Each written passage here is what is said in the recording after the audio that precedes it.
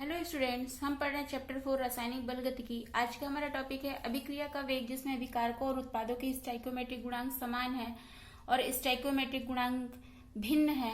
अभिक्रिया वेग को प्रभावित करने वाले कारक और अभिक्रिया की कोटि। तो आज के टॉपिक को समझने के लिए आप मैं सीमा मैम के साथ वीडियो के अंत तक बने रहिए।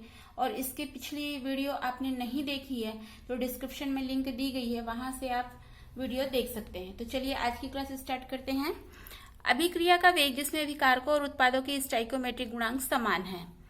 यहाँ पर जो अभिकारक PCl5 का 1 मोल से उत्पाद PCl3 का 1 मोल और Cl2 का 1 मोल का निर्माण प्रदर्शित हो रहा है। तो यहाँ पर हमको जो रासायनिक समीकरण प्रदर्शित हो रही है, तो इसमें मोलों की संख्या, जो अभिकारक के मोलों की संख्या और उत्पाद के मोलों की संख्या है, ये बराबर है। इसलिए अभिकारक और उत्पाद के स्टोइकोमेट्रिक गुणांक समान है या बराबर है, ऐसा कहते हैं। क्योंकि PCl5 के जो अभिक्रिया करने की दर है, ये PCl3 या Cl2 के निर्माण की दर के बराबर हो रही है। तो माना कि समांतराल डेल T में PCl5 की मोलर सांद्रता में कमी, डेल PCl5 और PCl3 की मोलर सांद्रता में वृद्धि, डेल PCl3 Cl2 की मोलर सांद्रता में वृद्धि, डेल Cl2। यहाँ पे जो बड़ा कोष्टक है ये मोल प्रति लीटर में सांद्रता को प्रदर्शित कर रहा है।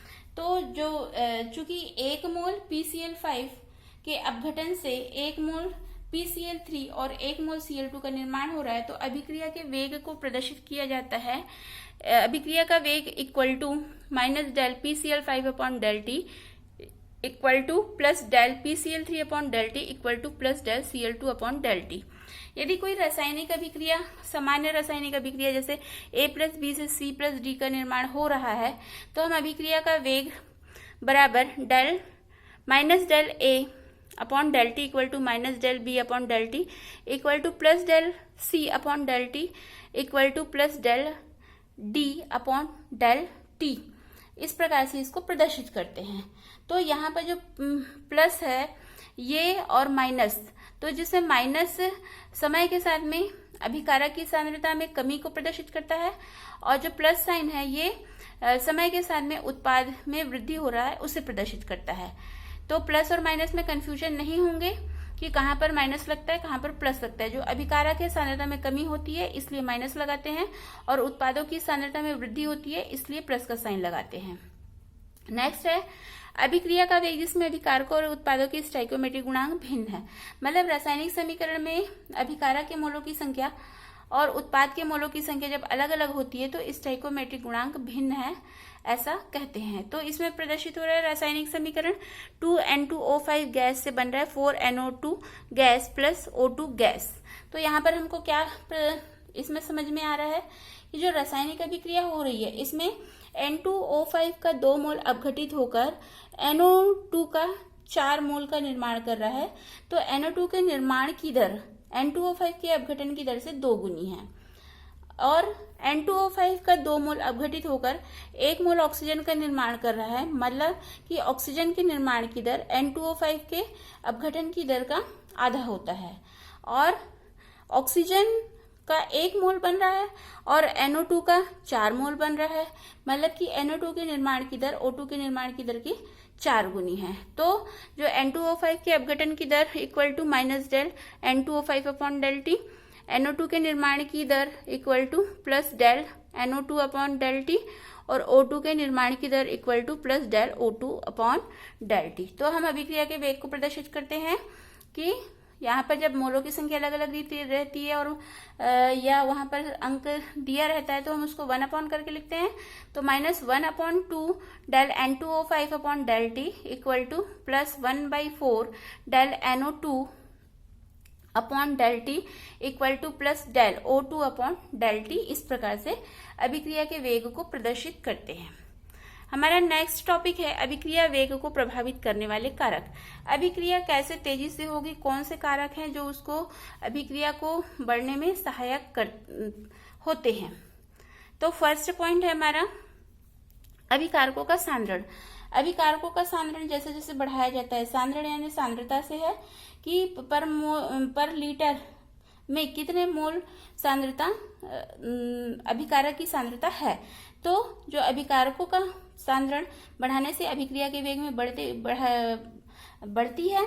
यदि एक या एक से अधिक अभिकारक होते हैं तो यह वृद्धि अभिकारकों के मोलर सांद्रणों के गुणनफल के समानुपाती होती है। ये हमको द्रव्योनुपातिक क्रिया के नियम से पता चलता है। तो जो अभिकारक का सांद्रण बोल रहा है, जैसे हमने मान लीजिए कि 1 लीटर में हमने 1 ग्राम पदार्थ लिया है, अभिकारक लिया है, तो उसमें अभिक्रिया का वेग को देखेंगे। और यदि हम 5 ग्राम पर लीटर में अभिकारक की सांद्रता लेकर के अभिक्रिया का वेग देखेंगे, तो जहां पर अधिक सांद्रता होगी वहां पर अभिक्रिया का वेग अधिक होगा। नेक्स्ट पॉइंट है अभिक्रिया का ताप। अभिक्रिया का ताप बढ़ाने से अभिक्रिया का वेग बढ़ता है। प्रति 10 डिग्री सेल्सियस ताप वृद्धि करने से अभिक्रिया का वेग सामान्य से 2 गुना हो जाता है। क्यों ऐसा होता है? क्योंकि जब हम ताप को बढ़ाते हैं तो अभिक्रिया के जो अभिकारक के जो अणु होते हैं, ये अणु आपस में टकराते हैं और उनकी गतिज ऊर्जा बढ़ जाती है। गतिज ऊर्जा बढ़ने से अभिक्रिया का वेग बढ़ जाता है। हमें ये ध्यान रखना है कि जो ऊष्माशोषी अभिक्रिया होती है वहां पर ताप बढ़ाने पर अभिक्रिया का वेग बढ़ता है और ऊष्माक्षेपी अभिक्रिया ताप बढ़ाने पर अभिक्रिया का वेग घटता है। नेक्स्ट पॉइंट है उत्प्रेरक की उपस्थिति। उत्प्रेरक क्या होते हैं?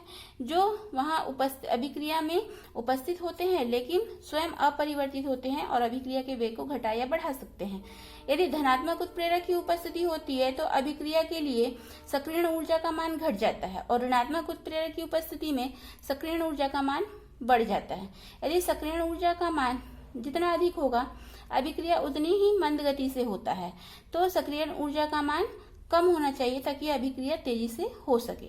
तो यहाँ पर हम उदाहरण देख रहे हैं एस्टर का जल अपघटन। ये एस्टर का जल अपघटन H+ आयन की उपस्थिति में तेजी से होता है। नेक्स्ट पॉइंट है पृष्ठ क्षेत्रफल। पृष्ठ क्षेत्रफल यानी अभिकारक ठोस अवस्था में होगा और उसका क्षेत्रफल पृष्ठ क्षेत्रफल अधिक होने से अभिक्रिया का वेग बढ़ता है। मतलब कि यदि हम एक मान लीजिए कि टुकड़े के रूप में ले लेते हैं अभिकारक को, तो अभिक्रिया की गति धीमी रहेगी, लेकिन वही उस अभिकारक जो हमने एक टुकड़ा लिया है उसको महीन पीस लेते हैं तो हर एक कण का क्या होगा, अपना अपना क्षेत्रफल होगा, तो वहां क्षेत्रफल बढ़ जाएगा। तो क्षेत्रफल बढ़ने से अभिक्रिया के वेग में बढ़ोतरी होती है। नेक्स्ट पॉइंट है अभिक्रिया का दाब। अभिक्रिया का दाब केवल उन रासायनिक अभिक्रियाओं में को प्रभावित करता है जिसमें गैसीय अभिकारकों के मोलों की संख्या और गैसीय उत्पादों के मोलों की संख्या बराबर नहीं होता है। मतलब कि यहाँ पर हम उदाहरण देख रहे हैं कि नाइट्रोजन और हाइड्रोजन से अमोनिया का निर्माण हो रहा है। तो नाइट्रोजन और हाइड्रोजन में मोलों की संख्या और अमोनिया के मोल की संख्या सभी अलग अलग हैं। तो यहाँ पर उत्पादों की मोलों की संख्या में कमी आ रही है। अभिकारक में मोल की संख्या नाइट्रोजन का 1 है और हाइड्रोजन का 3 है, और इधर अमोनिया यानी उत्पाद के मोल की संख्या 2 है। तो उत्पाद की संख्या में उत्पाद बनने पर मोलों की संख्या में कमी हो जा रही है, तो दाब में भी कमी होगी। और यदि यही अभिक्रिया को उच्च दाब पर कराया जाए तो ये अभिक्रिया तेजी से संपन्न होगी। नेक्स्ट पॉइंट है अभिकारकों की प्रकृति। अभिकारक कैसा है? आयनिक अभिकारक है कि इलेक्ट्रॉन का स्थानांतरण करने वाला अभिकारक है कि आणविक अभिक्रिया है प्रदर्शित कर रहा है। तो ये अभिकारक की प्रकृति पर निर्भर करता है कि अभिक्रिया तेजी से होगी कि मध्यम गति से होगी कि धीमी गति से होगी। तो यहाँ पर हम उदाहरण देख रहे हैं, जैसे ये आयनिक पदार्थ दिया गया है। आयनिक पदार्थ में Ag+NO3 और Na+Cl- से अभिक्रिया हो रही है, तो इसमें आयनों का धनायन ऋण आयन का विनिमय होने से अभिक्रिया शीघ्रता से संपन्न होती है।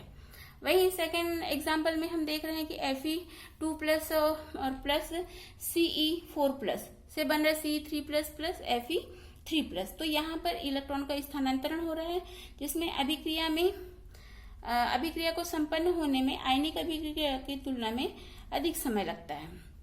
और थर्ड एग्जाम्पल जो एस्टर का जल अपघटन है, ये आणविक अभिक्रिया का वेग इसमें धीमी गति से होता है। तो इस प्रकार से हम देखते हैं कि अभिकारक की प्रकृति से अभिक्रिया का वेग प्रदर्शित होता है कि अभिक्रिया किस गति से होगी। नेक्स्ट पॉइंट है हमारा विकिरणों का प्रभाव। विकिरणों का प्रभाव यानी कि कुछ रासायनिक अभिक्रियाएं जब वो अंधेरे में होती है तो ये मंद गति से होती है, लेकिन सूर्य के प्रकाश में होती है तो ये तीव्र गति से होती है। क्यों ऐसा होता है? क्योंकि सूर्य का प्रकाश अपने फोटोन को, अभिकारक को स्थानांतरित करता है और अभिकारक अणु उत्तेजित हो जाता है, जिससे अभिक्रिया तेजी से होने लगती है। जैसे हम देख रहे हैं हाइड्रोजन और क्लोरीन की अभिक्रिया यदि अंधेरे में होती है तो HCl का निर्माण बहुत धीमी गति से होता है, लेकिन वही सूर्य के प्रकाश में यदि HCl का निर्माण किया तो ये तेजी से होता है। नेक्स्ट पॉइंट है विलयन का pH। विलयन का pH कुछ अभिक्रिया जो है pH पर निर्भर करती है और निश्चित pH पर संपन्न होती है, तो इसके लिए बफर विलयन का प्रयोग किया जाता है और बफर विलयन का प्रयोग करके pH को निश्चित रखा जाता है। यदि pH में परिवर्तन किया जाता है तो अभिक्रिया के वेग में भी परिवर्तन होता है। नेक्स्ट हमारा टॉपिक है अभिक्रिया की कोटि। अभिक्रिया की कोटि अलग अलग अभिक्रिया के लिए अलग अलग या फिर समान हो सकती है। तो अभिक्रिया की कोटि को प्रयोग द्वारा निर्धारित किया जाता है। तो इसमें हम इसको इस प्रकार से प्रदर्शित करते हैं कि अभिक्रिया की कोटि अभिकारकों के उन अणुओं, परमाणुओं और आयनों की कुल संख्या के बराबर होती है जिनकी मोलर सांद्रताओं पर अभिक्रिया का वेग निर्भर करता है, अथवा किसी अभिक्रिया का वेग नियम में प्रयुक्त सांद्रताओं के घातांकों का योग उस अभिक्रिया की कोटि कहलाती है। मतलब कि जितने अभिकारक का घातांक होगा उसको जब हम प्लस कर देंगे तो ये अभिक्रिया की कोटि कहलाती है। जैसे हमको सामान्य समीकरण दिया गया Pa plus QB plus RC से बन रहा है प्रोडक्ट, तो यहाँ पर PQR जो है मोलों की संख्या को प्रदर्शित कर रहा है और ABC जो है अभिकारक को प्रदर्शित कर रहा है। तो यहाँ पर दर equal to minus del x upon del T equal to K, A के पावर P, B के पावर Q और C के पावर R। तो जो पावर में PQR है इनको प्लस करने से हमको N की वैल्यू पता चल जाती है। यदि N की वैल्यू 1 होती है तो ये प्रथम कोटि की अभिक्रिया, यदि N की वैल्यू 2 होती है तो द्वितीय कोटि की अभिक्रिया, और N की वैल्यू 3 होती है तो तृतीय कोटि की अभिक्रिया, और N की वैल्यू 0 होती है तो शून्य कोटि की अभिक्रिया कहलाती है।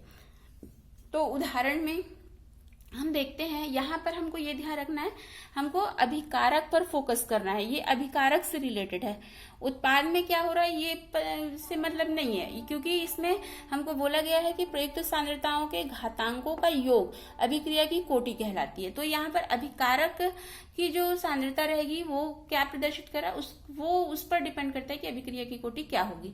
तो यहाँ पर देख रहे हैं अमोनियम नाइट्राइड का विघटन। तो अमोनियम नाइट्राइड के विघटन के लिए दर को हम लिखते हैं दर इक्वल टू KNH4NO2। यहाँ पर कोई घात में कोई अंक नहीं लिखा होगा, उसका मतलब है कि 1 है, तो यहाँ पर अभिक्रिया की कोटि 1 होगी। हाइड्रोजन आयोडाइड का विघटन में दर equal to K hydrogen iodide के पावर 2, तो यहाँ पर अभिक्रिया की कोटि 2 होगी क्योंकि यहाँ पर मोल की संख्या 2 दिया हुआ है। और नाइट्रिक ऑक्साइड और ऑक्सीजन की क्रिया हो रही है तो यहाँ पर मोल की संख्या 2 और यहाँ पर मोल की संख्या 1 है, तो दर इक्वल टू KNO के पावर 2 और ऑक्सीजन के पावर 1 रहेगा। तो यहाँ पर इन दोनों को प्लस कर देंगे, 2 + 1 तो 3 हो जाएगा। तो यहाँ पर अभिक्रिया की कोटि 3 कहलाएगी। कुछ रासायनिक अभिक्रियाओं में अभिक्रिया की कोटि भिन्नात्मक होती है या फिर शून्य कोटि की भी अभिक्रिया होती है। तो इसमें जैसे एल्डिहाइड है तो एल्डिहाइड में अभिक्रिया की कोटि 3/2 होती है या फिर 1.5 होती है। और कार्बन मोनोऑक्साइड और क्लोरीन की अभिक्रिया में अभिक्रिया की कोटि 5/2 या फिर 2.5 होती है। तो इस प्रकार से जो अभिक्रिया की कोटि होती है इसमें हमको कुछ बातों का ध्यान रखना होता है कि अभिक्रिया की कोटि शून्य, पूर्णांक, भिन्न, धनात्मक या ऋणात्मक कुछ भी हो सकता है। उसके आधार पर ये भिन्न प्रकार की प्रथम कोटि की, द्वितीय कोटि की, तृतीय कोटि की, शून्य कोटि की अभिक्रिया कहलाती है।